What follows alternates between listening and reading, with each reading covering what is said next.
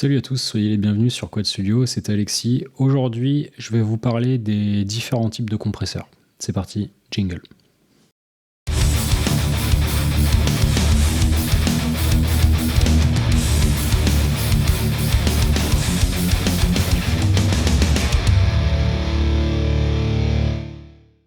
Pour ceux qui aiment lire, vous retrouverez aussi l'équivalent de cette vidéo en version forcément plus complète sur mon site, sur quadstudio.fr. Donc cette vidéo, c'est un peu une espèce de synthèse, en quelque sorte. Donc pour schématiser, on a tout d'abord les compresseurs purement logiciels qui existent, mais aussi des compresseurs qui sont des émulations de matériel analogique. Donc parmi les compresseurs logiciels dans un premier temps, c'est tout ce qui est du genre Reacomp, comme ceci. Donc personnellement, c'est plus le genre de compresseur que je vais utiliser pour apporter une retouche ponctuelle sur un élément véritablement précis dans un mix. Personnellement, je m'en sers beaucoup pour DSer manuellement les voix avec une égalisation sidechain. C'est quasiment la seule utilité que j'ai avec ce type de compresseur, dans la mesure où ce sont des compresseurs qui n'ont réellement pas de caractère en fait. C'est-à-dire il va simplement traiter l'information sonore avec la compression prévue de façon mathématique. Si on extrapole, n'importe quel compresseur fait ça, dans la mesure où ce sont des émulations, mais là on est vraiment dans une optique dans laquelle il n'y a pas de question de caractère qui se pose. C'est vraiment fait pour traiter le signal tel que demandé, point barre. Donc personnellement, je m'en sers simplement pour corriger notamment les sifflantes. Le deuxième type de compresseur logiciel que j'ai pas sous la main dans ce template, parce que je m'en sers pas tout simplement, c'est la compression multibande. Donc la compression multibande, vous pouvez vous en servir par exemple pour accentuer les palmutes sur une guitare sur une guitare électrique. Vous pouvez aussi vous en servir dans le cadre d'un mastering. Moi c'est pas mon outil préféré, donc je m'en sers pas des masses. Il est forcément utile, donc après voilà, question de préférence. Ensuite, alors je l'intègre dans la catégorie de la compression logicielle, même si on est plus sur un hybride entre le compresseur et l'égaliseur, donc c'est l'égalisation dynamique. Donc là, c'est avec notamment le plugin TDR Nova. En fait, c'est à peu près la même chose qu'un compresseur multiband, si ce n'est qu'on peut contrôler beaucoup plus subtilement le facteur Q des bandes d'égalisation et de compression, et au même titre qu'on a plus de liberté sur l'égalisation. C'est plus un égaliseur auquel on a intégré des composantes de compression qu'un compresseur à la base. Mais je le mets quand même parce qu'il y a de la compression, et c'est vraiment un outil qui est utile, notamment par exemple pour nettoyer des pistes sans avoir uniquement le côté statique d'une égalisation qui rentre en ligne de compte. Donc personnellement, c'est un outil que j'aime vraiment bien utiliser, que ce soit pour la voix ou pour les guitares. Ensuite, on a les compresseurs qui vont être des émulations de matériel analogique. Donc ce qu'il faut comprendre, c'est que de manière générale, il y a 4 catégories de compresseurs qui existent. On a les compresseurs optiques, on a les compresseurs FET, les compresseurs VCA et les compresseurs à lampe ou varimu, comme vous préférez. Donc chaque type de compresseur a des caractéristiques qui sont distinctes et qui vont être plus applicables dans un contexte particulier. Par exemple, pour commencer, on a le compresseur. Donc là, c'est Fetish d'Analog Obsession.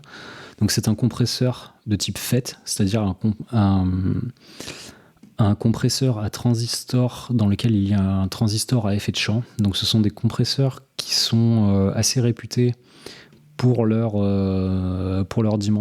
côté agressif, mais aussi pour leur assez grande transparence. Ils vont être capables d'apporter du brillant, mais aussi de vous apporter de la saturation, d'apporter une distorsion au signal.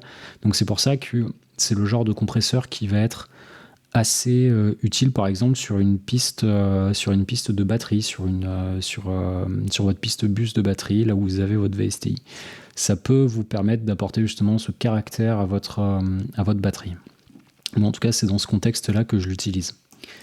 Je l'utilise aussi sur la basse, mais aussi parce que j'utilise en ce moment des simulateurs d'ampli de basse qui sont à transistor. Donc c'est plus cohérent pour moi, je pense, d'apporter une compression à transistor sur un ampli à transistor. C'est une question de choix. Il y a aussi un autre type de compresseur qui peut être très utile sur la basse et aussi sur la voix. Donc c'est ce que je vais vous présenter dès maintenant. Ce sont les compresseurs optiques. Donc ça, en fait, ce sont des compresseurs qui fonctionnent de façon un petit peu différente. C'est-à-dire que ce sont des compresseurs qui sont beaucoup plus doux. Les premiers modèles de compresseurs optiques qui sont sortis, qui étaient commercialisés par la marque Teletronix, n'avaient que 2 potentiomètres. Il y avait le peak reduction et le gain. Ces compresseurs-là, en fait, c'est une compression qui est beaucoup plus douce. Il y a de la transparence aussi, mais peut-être plus de brillance. Il y a un côté qui est un peu plus subtil, un peu plus doux, un peu plus onctueux. Et du coup, c'est plus le genre de compresseur qui va se prêter à un instrument qui est relativement soft. Peut-être une guitare acoustique sur laquelle vous voulez un petit peu renforcer la sensation de corps tout en apportant une douceur, une brillance. Un piano aussi, par exemple, ça peut marcher. Moi, je m'en sers pour la voix, à peu près pour la même raison, parce que c'est un petit peu liant, mais c'est surtout assez doux, en fait. Donc, dans les compresseurs optiques, il y en a 2 qui sont particulièrement réputés. Il y a le LA2A et le LA3A. Donc la différence entre les deux, elle se joue notamment au niveau du système d'amplification. C'est-à-dire que chaque type de compresseur optique, et ça vaut aussi pour d'autres types de compresseurs, mais en gros les compresseurs optiques reposent à la fois sur un étage d'amplification et sur un étage de compression. Ça vaut aussi pour les autres compresseurs dont j'ai parlé et dont je vais parler, sauf pour les compresseurs logiciels. Mais en gros, donc il y a un étage d'amplification et un étage de compression. L'étage de compression repose sur un composant optique et l'étage d'amplification repose sur une amplification à lampe dans le cas du LA2A. Pour le LA3A par exemple, pour lequel j'ai une émulation gratuite ici, voilà, c'est la seule à ma connaissance qui est gratuite. Voilà. Donc en fait, ce qu'il faut comprendre, c'est que ces 2 outils, pour les véritables versions, fonctionnent à peu près de la même manière, c'est-à-dire un étage de compression optique, mais celui-ci, le LALA, qui est une sorte de clone de LA2A en amélioré, repose sur un étage d'amplification à lampe, tandis que le Optron 3A repose sur un étage d'amplification à transistor, ce qui va donner une compression un peu plus transparente, un peu plus directe, tandis que là on aura peut-être un côté pour celui-là on aura peut-être un côté un peu plus doux, un peu plus analogique, un côté un peu plus rond. Voilà, donc ça c'est pour le cas des compresseurs optiques. On a ensuite le cas des compresseurs à lampe, c'est-à-dire donc là on a un étage d'amplification qui est à lampe, mais on a aussi un étage de compression qui est à lampe. Donc il ne faut pas forcément déduire que ces compresseurs vont être dans tous les cas des compresseurs très doux, parce que ce n'est pas forcément le cas. Pour certains d'entre eux, ça va se vérifier. C'est notamment le cas des compresseurs de type Varimu qui étaient commercialisés à l'époque par la marque Manley, qui ont été les premiers à le faire et qui ont déposé un brevet justement pour l'appellation Varimu. Donc ça, ce sont des compresseurs qui sont vraiment très doux. On en retrouve des émulations gratuites, comme par exemple le Varimoon d'Analog Obsession. Ce qu'il faut comprendre, c'est que un compresseur Varimu va avoir vraiment une compression très douce. On va avoir un côté vraiment un peu cotonneux qui va apporter une cohésion, qui va un peu densifier, mais vraiment, c'est pas le genre de compresseur qui est agressif. C'est pas du tout le genre de compresseur dont vous allez vous servir, par exemple, pour corriger un élément qui vous déplaît dans un mix. Pas du tout. Enfin, là, pour moi, on est beaucoup plus dans une dimension esthétique. dans l'idée d'apporter cette espèce de corps, cette espèce de rondeur, ce genre de choses, plus qu'avec un compresseur optique. Donc moi, je me sers de ce genre de compresseur essentiellement en fait en bout de course sur mes chaînes de traitement, par exemple sur la voix. Ce que vous pouvez voir, c'est que j'ai d'abord une compression optique pour lier le signal et ensuite pour accentuer le côté dense de la voix et pour finir de le mixer et de l'intégrer au mix après mes autres éléments, je mets un compresseur de type Varimu. Et l'autre type de compresseur à lampe est basé sur des compresseurs de type 176 qui étaient commercialisés, je crois, par Universal Audio. Les années 60, que c'est Bill Putnam, je crois qu'il les a inventés. Donc on retrouve une émulation accessible gratuitement, pareil, par Analog Obsession avec le OSS. Donc il y a pas mal de réglages. Et ce qui est intéressant, c'est qu'en fait, ce type de compresseur peut vraiment vous apporter une... comment dire ? Ça vous apportera du corps parce que tout fonctionne à lampe, mais en même temps, ce sont des compresseurs qui ont pas mal de réglages et qui permettent une attaque et un relâchement rapide, donc qui permettent d'être agressifs. Donc là, on a des réglages qui sont supplémentaires, qui sont liés aux fréquences hautes. Donc on est dans l'égalisation.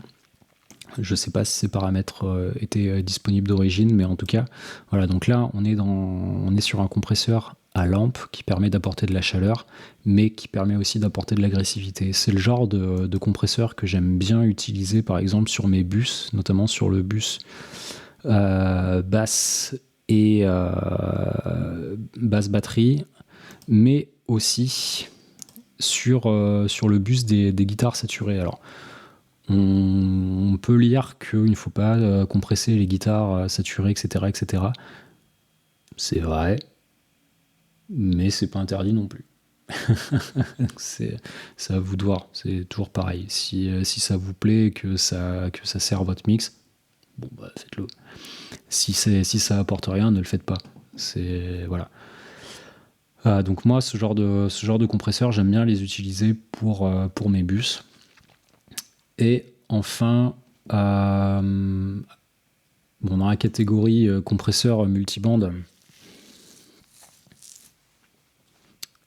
quand tu veux, Richard. Putain, c'est pas vrai qu'il va faire planter le truc. Dans la catégorie compresseur multibande, on a aussi le Drummer S73. Donc ça, ce qui est vraiment intéressant, c'est un peu décousu, pardon, hein, mais ce qui est assez intéressant par rapport à ce compresseur, c'est que la compression multibande peut vous permettre d'apporter une brillance à un mix. Voilà, petite parenthèse fermée. Et enfin, on a la compression de type VCA. Donc la compression de type VCA, ça repose sur une puce VCA qui est un amplificateur à tension contrôlée. Donc pour expliquer ça, je vous mets un lien vers une vidéo YouTube qui explique ça très très bien. Ce type de compresseur, les compresseurs de type VCA sont vraiment des compresseurs qui permettent de lier un mix. C'est vraiment leur principale vocation. Donc il y aura toujours ces aspects de transparence, etc. qui rentreront en ligne de compte. Mais ce type de compresseur est réellement fait pour apporter une espèce de sensation de synthèse, de glue sonore à votre mix. C'est quasiment la seule vocation que ça peut avoir. Ça ne veut pas dire que c'est interdit de les utiliser ailleurs, évidemment, mais en tout cas, c'est à ma connaissance, on se sert quasiment que de compresseurs VCA dans le cadre d'un mastering ou pour des pistes de bus, mais en tout cas, ça a vraiment pour vocation de lier les différentes pistes ensemble. Voilà. Ouais, en dernier, on a le Colin, mais ça, c'est un compresseur Varimu, et celui-là, je m'en sers en fin de mastering, au même titre que je me sers d'autres compresseurs à lampe à la fin de mes chaînes de traitement par piste. Donc on est cohérent. Voilà, ça fait pas mal d'informations. Si vous voulez retrouver plus d'infos sur les différents types de compresseurs, moi je vous invite à vous rendre sur le site de Quad Studio. Il y a un dossier qui est fait pour ça, qui vous explique un peu plus en détail à quoi sert tel type de compresseur, comment il fonctionne, quel est le caractère de ce genre d'outil.